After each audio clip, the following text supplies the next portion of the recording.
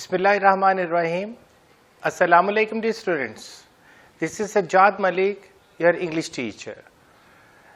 बेटा कि जैसा कि अभी आपने कल ही पिछला लेक्चर देखा, उसका लेक्चर नंबर 12A, तो अभी मैंने कुछ एग्जांपल्स दिए, उसके साथ कॉम्प्लेक्स सेंटेंस को हम डिस्कस कर रहे हैं। तो अब उसकी फर्दर एग्जांपल्स की ज़रूरत है ताकि इस पेचीदा जो फ़िक्रात हैं उसकी पेचीदगियों को आसान किया जा सके। तो ये उसकी आसानियों के लिए, आसानी पैदा करने के लिए मैंने इसके दो हिस्से किए। लेकिन लेक्चर स्टार्ट करने से पहले मैं एक करेक्शन लगवाना चाहूँगा। बेटा मैंने एक मिस्टेक हो गई, माय मिस्टेक। कंपाउंड सेंटेंस में आपको एक सेंटेंस ये एग्जांपल दी थी। Look at this, although she is very honest girl yet I don't like her. ये बेटा कॉम्प्लेक्स सेंटेंस है, चूंकि इसमें ऑल्दो आ गया है, इसमें ऑल्दो आ गया है। इसको या तो ऐसे होना चाहिए था कि अगर इसको मैं कंपाउंड रखना चाहता हूँ, ऑल्दो को ख़त्म किया तो शी ब्लॉक से she is very honest girl yet I don't like her, laziness. ये ऐसे ऑल्दो ने इसके साथ आना। She is very honest girl, वो बड़ी ईमानदार लड़की है, yet I don't like her laziness. लेकिन मैं फिर भी उसकी, क्योंकि तजाद में चली गई ना बात, जब मुखालफ हो जाती, यानी एक सेंटेंस में है कि वो ऑनेस्ट है, ये पॉजिटिव सेंस है।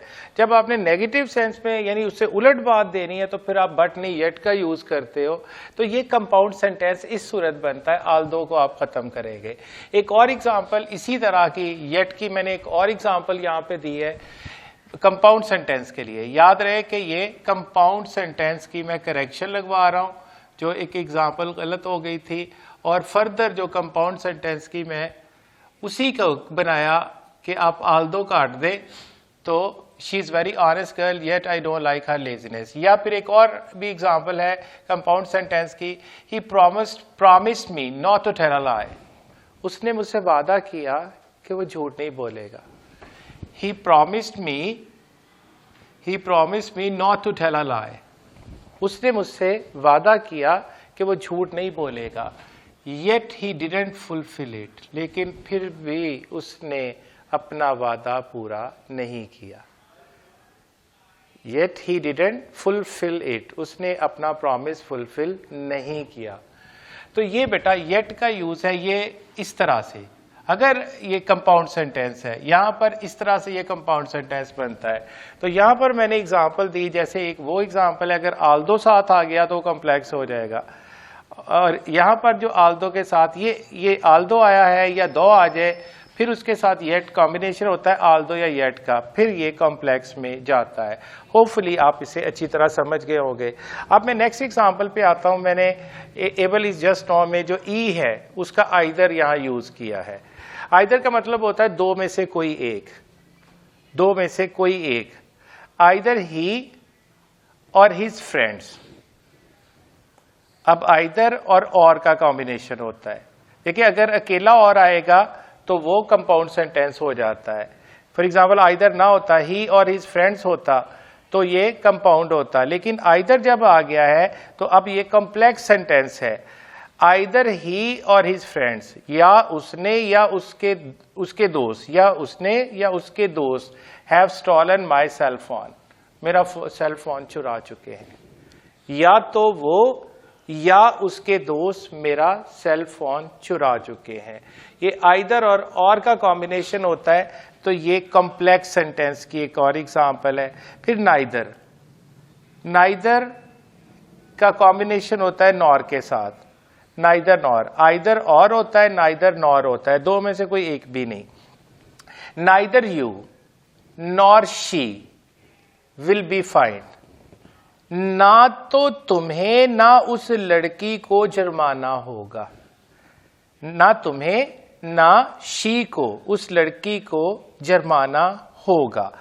ये आइदर नाइदर ये कॉम्प्लेक्स सेंटेंस को रिफ्लेक्ट कर रहे हैं। आप ई वाले पोर्शन में देखिए आइदर है और एन वाले में देखिए ये नाइदर का यूज किया है। अब एग्जांपल नंबर 10 पर आए, she knows how to make T.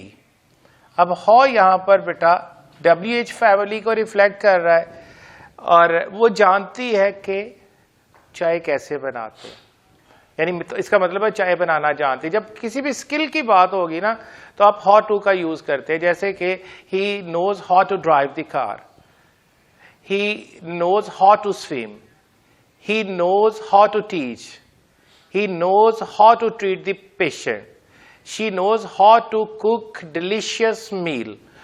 Like जब कुछ स्किल की बात होगी, महारत की, फिर आप how to का यूज करते हैं, लेकिन ये how कॉम्बिनेशन, ये है कंजंक्शन है, तो ये WH फैमिली से ये रिफ्लेक्ट कर रहा है कि ये इसकी जो मेन क्लॉज है यानी प्रिंसिपल क्लॉज है, और how इसके साथ आ गया तो ये उसकी सबऑर्डिनेट क्लॉज हो गई।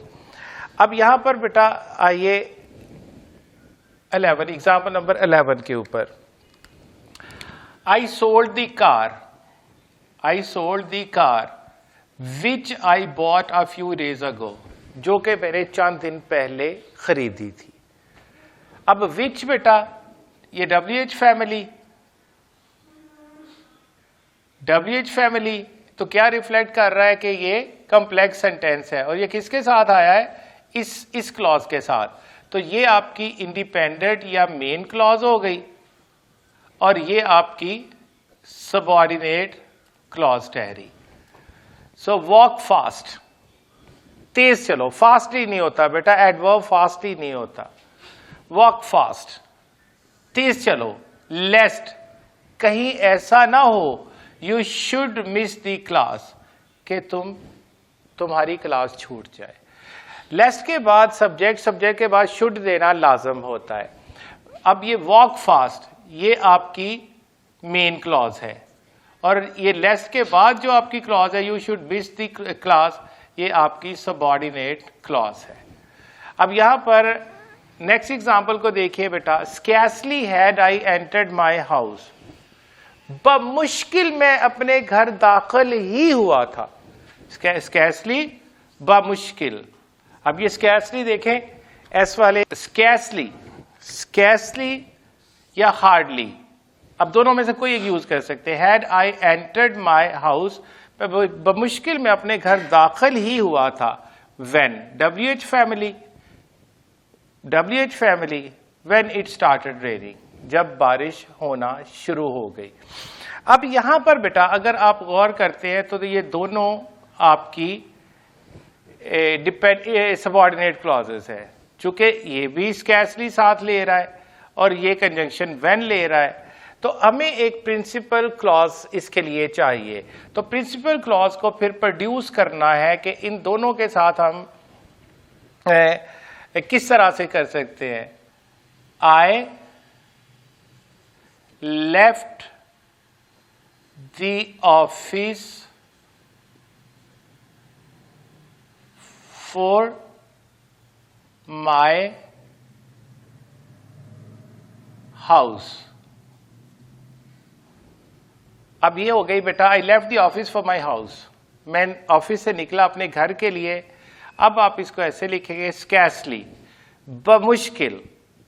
अब उसी का ही आगे ये क्या हो गई आपकी बेटा, मेन क्लॉज, ये आपकी मेन क्लॉज हो गई, और ये आपकी अब स्कैर्सली चूंकि इसके साथ कंजंक्शन आ गया है तो ये आपकी सबऑर्डिनेट क्लॉज हो गई। I left the office for my house, ये आपकी main clause. Scarcely had I entered my house, ये आपकी पहली सबऑर्डिनेट क्लॉज। तारीफ में क्या कहा गया, कम से कम एक इंडिपेंडेंट क्लॉज और कम से कम एक या एक से ज्यादा डिपेंडेंट क्लॉजेस होना चाहिए। अब मैं यहाँ एक एग्जांपल दे रहा हूँ दो डिपेंडेंट क्लॉजेस वाली। अब I left the house for my house, तो एक डिपेंडेंट क्लॉज है scarcely had I entered my house, एक डिपेंडेंट जो सबऑर्डिनेट क्लॉज ये हो गई, और एक व्हेन इट स्टार्टेड रेनिंग, और दूसरी आपकी ये पहली ये दूसरी, क्योंकि इसके साथ भी ये कंजंक्शन आ गया तो ये दोनों आपकी सबऑर्डिनेट क्लॉजेस है। ये आपकी मेन इंडिपेंडेंट या प्रिंसिपल क्लॉज है, और ये दोनों जो नीचे हैं चूंकि इनके साथ ये देखें दोनों के साथ कंजंक्शंस आया है, एबल इज जस्ट नो का, तो ये दोनों scarcely had I entered my house और व्हेन इट स्टार्टेड रेनिंग, ये दोनों आपकी सबऑर्डिनेट क्लॉजेस होगी। यानी ये एक प्रिंसिपल और दो सबऑर्डिनेट क्लॉजेस के साथ चल रही है। नेक्स्ट एग्जांपल में देखें, he really worked hard, he really worked hard, उसने वाकई बड़ी मेहनत की, उसने वाकई बहुत मेहनत की, देयरफॉर इसलिए ही वुड बी रिवॉर्डेड, उसको सिला मिलेगा, उसको सिला मिलेगा। He really worked very hard, उसने वाकई बड़ी मेहनत की। अब ये कंजंक्शन आ गया देयरफॉर। अब देयरफॉर टी वाले में देखेंगे तो ये एबल इज जस्ट नाउ में आता है, तो ये रिफ्लेक्ट करता है कि ये और ये वाली जो क्लॉज है ये इसके साथ फॉल कर रहा है, देयरफॉर तो ये इसकी सबऑर्डिनेट क्लॉज हो गई और ये कॉम्प्लेक्स सेंटेंस को रिफ्लेक्ट कर रहा है। तो ही रियली वर्कड हार्ड ये मेन क्लॉज है और therefore he would be rewarded, इसलिए उसको सिला मिलेगा। तो ये आपकी सबऑर्डिनेट क्लॉज हो गई। नेक्स्ट में देखिए बेटा, दे वर्क हार्ड, वो मेहनत करते हैं, वो मेहनत करते हैं। अब मैंने कंजंक्शन सो दैट का यहां यूज किया, सो दैट का। हमने अकेला सो होता है तो वो कंपाउंड सेंटेंस में जाता है, जैसा कि हमने पिछले में किया। अगर सो दैट आ जाए तो फिर ये कॉम्प्लेक्स सेंटेंस की अक्कासी करता है।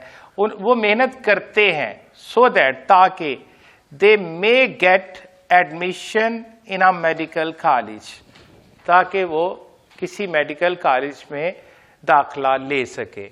अब यहां पर बेटा देखें, दे वर्क हार्ड ये आपकी प्रिंसिपल क्लॉज है, दे वर्क हार्ड ये आपकी मेन क्लॉज है। सो दैट किस पे फॉल कर रहा है बेटा, इस क्लॉज के साथ जा रहा है, तो ये आपकी सबऑर्डिनेट क्लॉज हो गई। से they work hard so that they may get admission, ताकि। अच्छा, सो दैट के बाद मे यूज करना लाजम है, जिस तरह लेस्ट के बाद आपने शुड जरूर यूज करना है, तो सो दैट के बाद आपने मे जरूर यूज करना है। They work hard so that they may get admission in a medical college. यहां पर बेटा मैंने एक फर्दर एग्जांपल ली हुई है जिसमें एक से ज्यादा यानी सबऑर्डिनेट क्लॉजेस है। Look at this, after taking the final decision, after. अब आफ्टर जो है very first word, look at this, ए के लिए जो आपका एबल का ए है, तो ये आया है इस क्लॉज के साथ, ये रिफ्लेक्ट कर रहा है ये कॉम्प्लेक्स सेंटेंस है, और चूंकि इस clause after taking the final decision ये इसके साथ आया है, तो ये हो गई आपकी subordinate clause. He really worked hard, he really worked hard, तो ये आपकी बेटा प्रिंसिपल या मेन क्लॉज हो गई। ये आपकी सबऑर्डिनेट क्लॉज नंबर 1 है, और ये after taking the final decision, हतमी फैसला करने के बाद, ही रियली वर्कड हार्ड, उसने वाकई बहुत मेहनत की, ये आपकी मेन क्लॉज हो गई। अनटिल, अब अनटिल फिर हमें बता रहा है कि ये यू के साथ आता है, ये कॉम्प्लेक्स सेंटेंस की अलामत है, और ये चूंकि इस क्लॉज के साथ आ रहा है, until he achieved his goal, जब तक उसने अपनी मंजिल हासिल ना कर ली। अब ये दूसरी सबऑर्डिनेट क्लॉज है, यानी ये एक एग्जांपल मैंने ऊपर ये वाली दी, एक प्रिंसिपल क्लॉज और 2 सबऑर्डिनेट क्लॉजेस।